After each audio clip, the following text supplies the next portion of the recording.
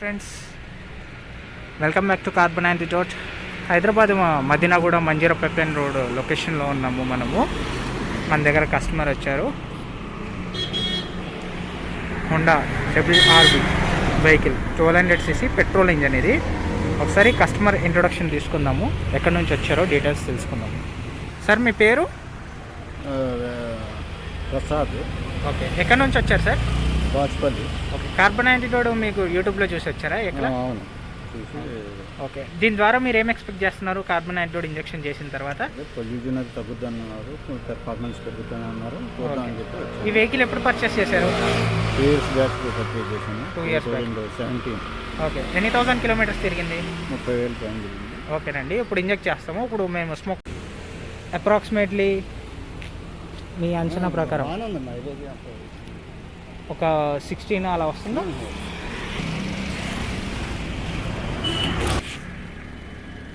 Friends, ఇది load చేసుకున్నాము and సిరింజ్లోకి తీసుకున్నాము 40 ml.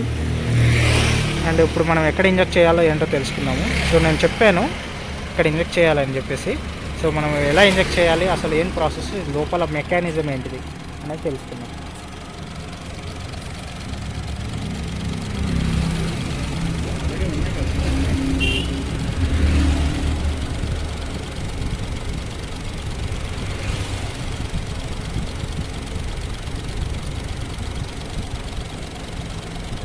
ఫ్రెండ్స్, ఇదిగోండి చూడండి, ఫైనల్లీ వి డిడ్ ఇట్. చూడండి, వెహికల్కి ఇంజెక్ట్ చేసాము. అండ్ ఈ సైట్లో నేను చెప్పాను కదా ఏ ఏరియాలో ఇంజెక్ట్ చేయాలో అక్కడ ఇంజెక్ట్ చేస్తాము. అండ్ ఇంకొక విషయము, ఈ లిక్విడ్ వచ్చేసి దీని అందరికి ఇదే లాక్కోదు. కొన్ని వెహికల్స్కి మాత్రమే సక్షన్ సిస్టమ్ ఉంటుంది అనమాట. ఆటోమేటిక్గా అది లాగేసుకుంటుంది. మనం ఏం చేయాలంటే ఈ 40 ml liquid around 10 to 12 minutes మధ్యలో ఇంజెక్ట్ చేయాలి. 15 minutes అయినా, బట్ బిలో 10 minutes మాత్రం ఇంజెక్ట్ చేయాలి. స్లోగా ఇంజెక్ట్ చేయాలి. అండ్ దీని మెకానిజం నేను ఎక్స్ప్లెయిన్ చేస్తాను. చూడండి, ఈ లిక్విడ్ మనం పంపించే లిక్విడ్ ఒక్కో డౌట్, ఫాస్ట్గా ఇంజెక్ట్ చేయొచ్చు కదా అని ఒక డౌట్ ఉంటుంది. ఈ డౌట్ వచ్చేసి నేను క్లారిఫై చేస్తాను ఇప్పుడు. అండ్ ఫస్ట్ దీని మెకానిజం కూడా అసలు ఏంటి ప్రాసెస్ అనేది తెలుసుకున్నాం. కార్బన్ యాంటీడోట్ అనేది నానో టెక్నాలజీ కింద ఇంప్లిమెంట్ చేశారు దీని మీద, లిక్విడ్ మీద. So based upon this nano technology carbon antidote product అనేది లాంచ్ చేయడం జరిగింది. And it was an AI tested అని నేను ఆల్రెడీ చెప్పాను. అండ్ ఈ ప్రొడక్ట్ వచ్చేసి మనము 1200cc వెహికల్ కాబట్టి సీసీని బట్టి మనకి ML ఇస్తామన్నమాట. పర్టికులర్ కాంపోజిషన్ ఉంటుంది, పర్టికులర్ ఎలిమెంట్స్ ఉంటుంది. Depends upon the CC, price కూడా అలాగే ఉంటుంది. ఇప్పుడు 1500cc ఉందనుకోండి 3,500 రూపీస్, 1200cc ఉందనుకోండి 3,000 రూపీస్ అలా ఉంటుందన్నమాట. ఎందుకంటే లోపల కాంపోజిషన్, ఈ లిక్విడ్లో ఉన్న ఎలిమెంట్స్ కాంపోజిషన్ చేంజ్ ఉంటుంది. ఇంకొకటి, ఈ లిక్విడ్ ఇంజెక్ట్ చేసిన తర్వాత ఈ లిక్విడ్ వచ్చేసి కంబషన్ ఛాంబర్లోకి వెళ్ళిపోవాలి. ఇక్కడ ఇంజెక్ట్ చేసిన లిక్విడ్ స్లోగా ఇందులోకి వెళ్ళిపోతుంది. ఎయిర్ ఫిల్టర్ ఏం చేస్తుంది, ఎయిర్ ఫిల్టర్ అయ్యి బయట ఉన్న ఎయిర్ చూడండి, ఎయిర్ ఇన్లెట్ పైప్ తీసుకొని ఇందులో ఎయిర్ ఫిల్టర్ అయిపోయి, ఫిల్టర్ అయిన ఎయిర్ ఇందులో నుంచి ఈ హెడ్, కంబషన్ ఛాంబర్ హెడ్ ఇక్కడికి వెళ్ళిపోతుంది అన్నమాట. మనం పంపించే లిక్విడ్ త్రూ ఎయిర్ ద్వారా ప్రతి ఒక్క డ్రాప్ వచ్చేసి ఇందులో నుంచి ఇందులోకి సప్లై అయిపోతుంది. సో సప్లై అయ్యి ఏం చేస్తుంది, లోపల ఇంజన్ లోపలికి సప్లై అయిన తర్వాత ఆ పిస్టన్స్ మీద ఉన్న కార్బన్ కానీ ఆ లోపల certain degrees 250 degrees above centigrade ఉంటుంది ఇంజన్ లోపల. సో ఆ హీట్లో ఈ లిక్విడ్ వేపరైజ్ అయిపోయి ఆ పైన ఉన్న ఆ చుట్టూ ఉన్న సరౌండింగ్స్ అంతా ఒక అరోమా ప్రెజెన్స్ అలా ఉండిపోతుంది అన్నమాట. కంబషన్ ఇంక్రీజ్ చేస్తుంది. ఇప్పుడు మెయిన్గా కంబషన్ ఇంక్రీజ్ చేస్తే మీకు పికప్ ఇంక్రీజ్ అవుతుంది. మీకు కంబషన్ వాల్యూమ్ వచ్చేసి డిక్రీజ్ అవుతుంది జనరల్గా కార్బన్ పట్టేసిన వెహికల్కి. దాని ద్వారా మైలేజ్ పడిపోతుంది, పికప్ పడిపోతుంది. కార్బన్ పేరుకోవడం వల్ల పొల్యూషన్ ఉండిపోతుంది. ఇంజన్లో నాయిసెస్, వైబ్రేషన్స్ వస్తాయి. ఇంజన్ ఆయిల్ ఊరికే చేంజ్ చేయాల్సిన పరిస్థితి. ఇంజన్ ఆయిల్ మనం చేంజ్ చేస్తూ ఉంటాం. దాని వ్యాలిడిటీ కూడా ఇంక్రీజ్ చేస్తుంది. ఇప్పుడు ఈ లిక్విడ్ లోపలికి వెళ్ళిపోయి ఆ చుట్టూ ఉన్న కార్బన్ అన్నిటినీ కరిగించేస్తుంది అనమాట. సో కరిగించేసేసి దీనిలో ఉన్న నానో టెక్నాలజీ ఎలిమెంట్స్ వచ్చేసి కంబషన్ ఇంక్రీజ్ చేస్తుంది. దీనిలో ఉన్న ఎలిమెంట్స్ ఏం చేస్తాయంటే ఆక్సిడైజింగ్ ఎలిమెంట్స్. లోపల ఉన్న కంబషన్ వచ్చేసి వాల్యూమ్ కంబషన్ 90% వరకు ఇంక్రీజ్ చేస్తుంది. 80 to 90% కంబషన్ ఇంక్రీజ్ చేసింది అనుకోండి, మీకు ఆటోమేటిక్గా మైలేజ్ ఇంక్రీజ్ అవుతుంది, పికప్ కూడా ఇంక్రీజ్ అవుతుంది. మైలేజ్ పికప్ ఎలా ఇంక్రీజ్ అవుతుందంటే దీనిలో ఆక్సిడైజింగ్ ఎలిమెంట్స్ ద్వారా ఎక్కువ బర్న్ చేయడం వల్ల పికప్ ఇంక్రీజ్ అవుతుంది. ఎక్కువ బర్న్ అవుతుందంటే ఎక్కువ మూమెంట్ ఇస్తుంది. So moment of the vehicle ఉంటే పికప్ ఎక్కువ ఉన్నట్టు అర్థం. అండ్ ఇంకొకటి, మన రెగ్యులర్గా వెహికల్స్ అన్నిటిలోనూ ఓన్లీ 60 ఆర్ ఓన్లీ 50 to 60% మాత్రమే కంబషన్ జరుగుతుంది అనమాట. రిమైనింగ్ ఇప్పుడు 1 లీటర్ కొట్టించాను అనుకోండి, మోర్ దెన్ ½ లీటర్ వరకు వేస్ట్ అవుతుంది. పెట్రోల్ వెహికల్ అనుకోండి ½ లీటర్ వరకు వేస్ట్ అవుతుంది. సో దీన్ని మనం యూజ్ చేసుకోవాలి. ఆ ఎలిమెంట్స్నే ఇది యూజ్ చేస్తుంది లోపలికి వెళ్ళిన తర్వాత. హెడ్ లోపలికి వెళ్ళిన తర్వాత ఇక్కడ కంబషన్ జరిగేటప్పుడు, పిస్టన్ మూవ్ అయ్యేటప్పుడు ఆ అరోమా ప్రెజెన్స్ అలాగే ఇంజన్లో ఉన్న మెటల్కి అలాగే స్టిక్ అయిపోతుంది అనమాట. ప్రొడక్టివ్ లేయర్ కింద, థిన్ లేయర్ కింద ఫామ్ అయిపోతుంది ఇంజన్ లోపల. చుట్టూ ఉన్న కంబషన్ మొత్తము ఇంక్రీజ్ చేస్తుంది అనమాట. డిస్టెన్స్ మూమెంట్స్ని కానీ ప్రతిదాన్ని ఇంక్రీజ్ చేస్తుంది. సో ఇంక్రీజ్ అయిందంటే మూమెంట్ ఇంక్రీజ్ అవుతుంది. అండ్ ఈ ఎలిమెంట్స్ అనేవి ఫ్యూయల్ ఎలిమెంట్స్ లీక్ కాకుండా వాటినే యూస్ చేసి కంబషన్ ఇంక్రీజ్ చేస్తుంది. సో వాటినే యూస్ చేస్తుంది కాబట్టి ఆటోమేటిక్గా మీకు మైలేజ్ కూడా ఇంక్రీజ్ అవుతుంది. మైలేజ్ ఇంక్రీజ్ అయింది, పికప్ ఇంక్రీజ్ అయింది. నెక్స్ట్ పొల్యూషన్ రిడక్షన్ ఎలా అవుతుందంటే, మీకు చుట్టూ ఉన్న కార్బన్ లేయర్ పైన మొత్తం దాన్ని కరిగించేస్తుంది పైన outer most layer. Outer most layer దాన్ని కరిగించేస్తుంది అంటే మీకు ఎగ్జాస్ట్లో నుంచి కార్బన్ రిలీజ్ అయిపోతుంది. సో సర్టెన్ ఒక 300 to 400 kilometers తిరిగిన తర్వాత మీ వెహికల్లో ఉన్న ఒక అరౌండ్ మోర్ దెన్ 50-70% కార్బన్ అంతా రిమూవ్ అయిపోతుంది. కొన్ని వెహికల్స్కి అయితే 500 kilometers మొత్తం క్లియర్ అయిపోతుంది. కొన్ని వెహికల్స్కి కొంచెం టైం తీసుకుంటుంది, అరౌండ్ 600-700 అలా టైం తీసుకుంటుంది. సో ఆ టైంకి వచ్చేసరికి మీ కార్బన్ మొత్తం క్లియర్ అయిపోతుంది. దాని తర్వాత నుంచి మీ న్యూ వెహికల్ కండిషన్ లాగా నాయిసెస్, వైబ్రేషన్స్ అన్నీ క్లియర్ అయిపోతుంది. సో మనము స్లోగా ప్రెస్ చేయాలి. చూడండి 40 ml ఉన్నది 35 mlకి వచ్చింది. వెదర్ కూడా వర్షం పడేలా ఉంది, వర్షం కూడా పడుతుంది. ఓకే, సో ఇప్పుడు ఇది ఇంజెక్ట్ చేయడానికి అరౌండ్ మనకి 10 minutes అబౌవ్ టైం తీసుకుంటుంది. ఫాస్ట్గా ఇంజెక్ట్ చేస్తే ఏం ఇష్యూస్ వస్తాయో నేను చెప్తాను అన్నాను కదండి. ఫాస్ట్గా ఇంజెక్ట్ చేయడం వల్ల మనం ఫాస్ట్గా లిక్విడ్ ఇంజెక్ట్ చేసామనుకోండి, ఈ లిక్విడ్ వచ్చేసి ఇక్కడే స్టేబుల్ అయిపోతుంది. సో మొబిలిటీ ఉండాలి. ఇప్పుడు ఈ లిక్విడ్ వచ్చేసి మూమెంట్ అవ్వాలన్నమాట. స్టేషనరీ ప్లేస్లో ఉండకూడదు, అంటే ఇక్కడే ఉండకూడదు. ఇక్కడే స్టక్ అయిపోయింది అనుకోండి, జామ్ అయిపోయింది అనుకోండి, మీ వెహికల్ ఆగిపోతుంటుంది.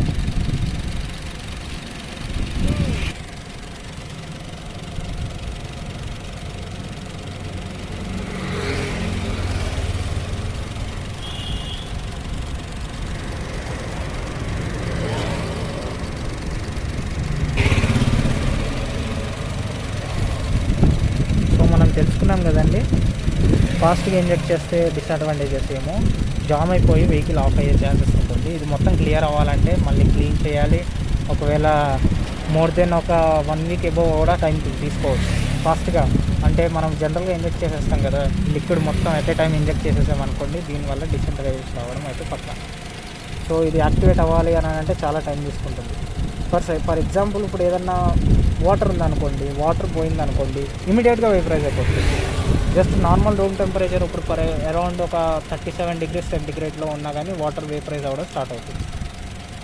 బట్ ఇది నానో టెక్నాలజీ జెలాటిన్ లిక్విడ్ కాబట్టి ఈ లిక్విడ్ వేపరైజ్ అవ్వాలని అంటే సర్టెన్ డిగ్రీస్ ఇప్పుడు ఫర్ ఎగ్జాంపుల్ మేము చెప్పాం కదండి, కాంపోజిషన్ అండ్ దాని ఒక పర్టికులర్ ఎలిమెంట్స్ అనేది అరౌండ్ ఏ సెంటిగ్రేడ్లో వేపరైజ్ అవ్వాలి, ఏ సెంటిగ్రేడ్లో ఇది వేపరైజ్ అవ్వాలి, ఏ సెంటిగ్రేడ్లో అది యాక్టివేట్ అవ్వాలి అనేది డిజైన్ చేయబడింది అనమాట.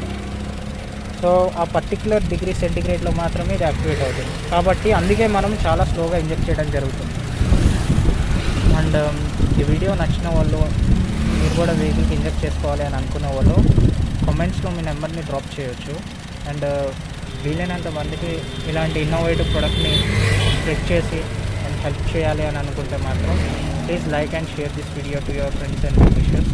అండ్ దీనివల్ల ఇంకొక అడ్వాంటేజ్ ఏంటంటే, మేజర్ అడ్వాంటేజ్ ఇది చాలామందికి యూజ్ అవుతుందని అనుకుంటాను.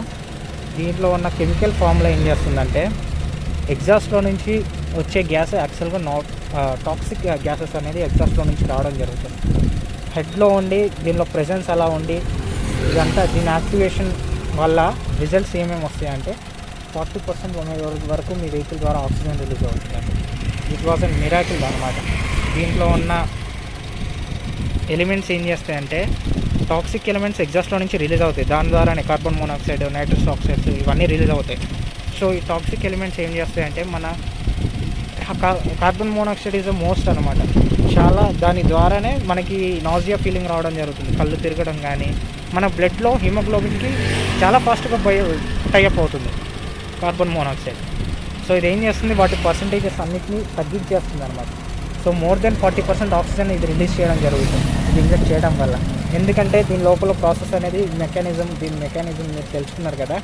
ఈ ఫార్ములాస్లో ఎగ్జాస్ట్లో నుంచి వచ్చే ఆ ఫార్ములాస్ అన్నిటిని రీఆక్సిడైజ్ చేసేసి మీకు 40% ఆక్సిజన్ రిలీజ్ చేయడం జరుగుతుంది.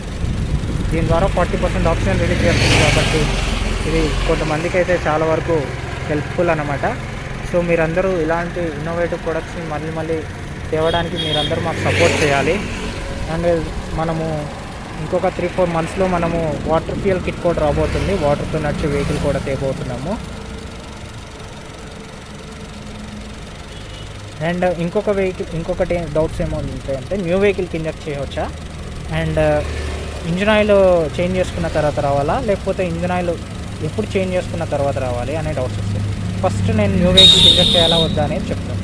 న్యూ వెహికల్కి ఇంజెక్ట్ చేయాలి అని అంటే మాత్రం ఆ వెహికల్ వచ్చేసి అరౌండ్ 2 సర్వీసెస్ కానీ లేకపోతే 1 ఇయర్ కానీ అయ్యి ఉండాలి.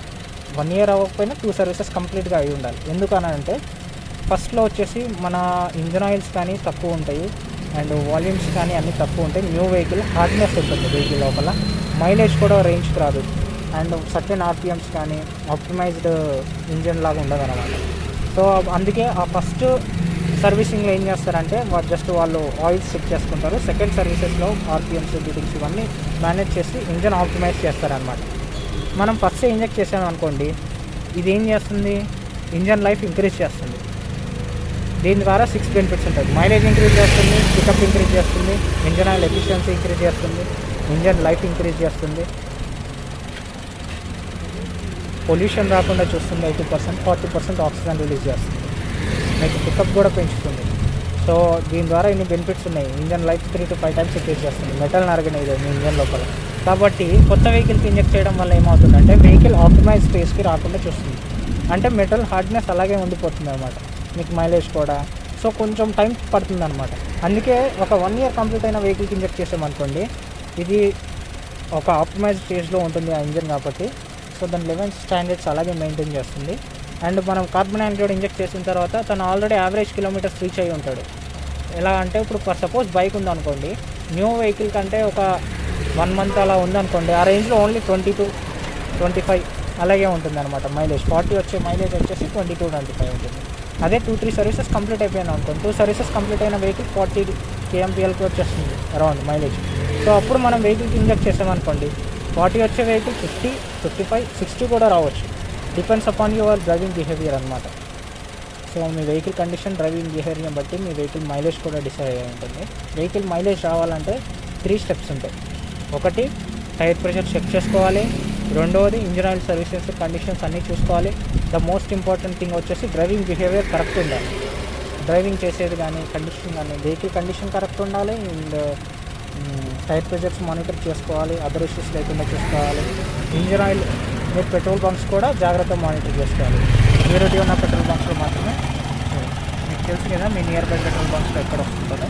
అండ్ ఇంకొక థింగ్ ఏంటంటే డ్రైవింగ్ చేసేటప్పుడు ఎకనామీ స్పీడ్ మెయింటైన్ చేయాలి. ఎకనామీ స్పీడ్ మెయింటైన్ చేస్తే ఏమవుతుందంటే, ఎందుకు ఎకనామీ స్పీడ్ మెయింటైన్ చేయాలి అని ఒక డౌట్ వస్తుంది. ఎకనామీ స్పీడ్ మెయింటైన్ చేస్తే ఏమవుతుందంటే, ఎకనామీ స్పీడ్ అంటే మీ వెహికల్ డిస్టెన్స్ అనేది ఒక ఆప్టిమమ్ స్పీడ్, అంటే పర్టికులర్ లెవెల్లో మాత్రం ఎంత బర్న్ అవ్వాలో అంతవరకు బర్న్ అయ్యే కెపాసిటీ వరకు ఉంటుంది అనమాట. ఫర్ ఎగ్జాంపుల్ ఇప్పుడు 40 to 60 అలా స్పీడ్లో వెళ్ళాలి అని అంటారు. ఆ స్పీడ్లో వెళ్తే ఏమవుతుందంటే మన ఫ్యూయల్స్ అనేవి కంబషన్ ఎక్కువ అవుతుంది. ఇంప్రాపర్ కంబషన్ వల్ల ఏమవుతుంది, మైలేజ్ పడిపోతుంది. అదే ఇప్పుడు ఫాస్ట్గా పిస్టన్ బూట్ అవుతుంది, ఫాస్ట్గా బీట్ అవుతుందని అంటే ఫాస్ట్గా కంబషన్ జరుగుతుంది. ఫాస్ట్గా కంబషన్ జరుగుతుందంటే ఫాస్ట్గా మీకు ఫ్యూయల్ ఎలిమెంట్స్ అనేవి వేస్ట్ అవ్వడం జరుగుతుంది. సో ఫ్యూయల్ ఎలిమెంట్స్ వేస్ట్ అవ్వకుండా ఉండాలంటే స్లోగా వెళ్ళారనుకోండి, బీటింగ్ కూడా ఆర్పిఎం ఒక 3000, 2000 ఆర్పిఎం అలా పెట్టుకున్నారనుకోండి, ఆ ఆర్పిఎం లెవెల్లో ఏమవుతుంది, ఆ రెవల్యూషన్స్ టైంలో ఏమవుతుంది, ఫ్యూయల్ అనేది కంబషన్ బాగుంటుంది. సో దాని ద్వారా ఏంటంటే వేస్టేజ్ ఎక్కువ పోతుంది కాబట్టి మైలేజ్ ఇంక్రీజ్ అవుతుంది.